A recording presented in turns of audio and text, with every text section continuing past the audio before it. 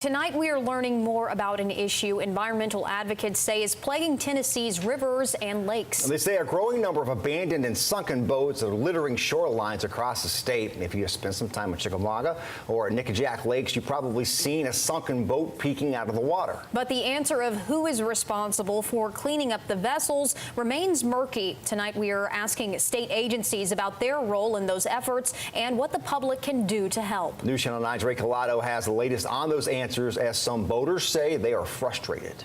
Some of them are sunk, some of them are floating, partially floating up on the bank.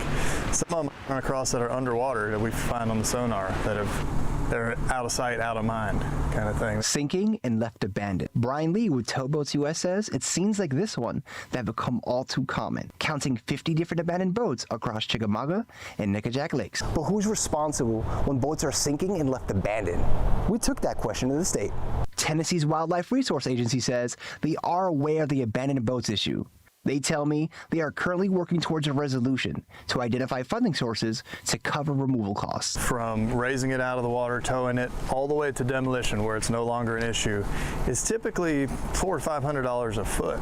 So on a 40-foot boat, that's $20,000+. The TWRA goes on to say another challenge they face is figuring out who owns these boats, as they can be sold many times after the original purchase without record or passing of a title to the purchaser. In Tennessee, boats are not titled, so there's not a clear path of ownership on an abandoned vessel. It can go dead one owner away from the last registered owner. To help combat this issue, Lee is now urging residents to report any abandoned boats they see. To do this, residents can go to Boat US Foundation's website, click on Report Vessel, and then it's added to this global map of known abandoned boats across the country.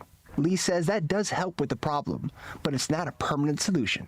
Without specific funding, without a specific mechanism to get the ball rolling, so to speak, to get all of the mechanisms in place, it's dead in the water. In Chattanooga, Ray Collado, News Channel 9.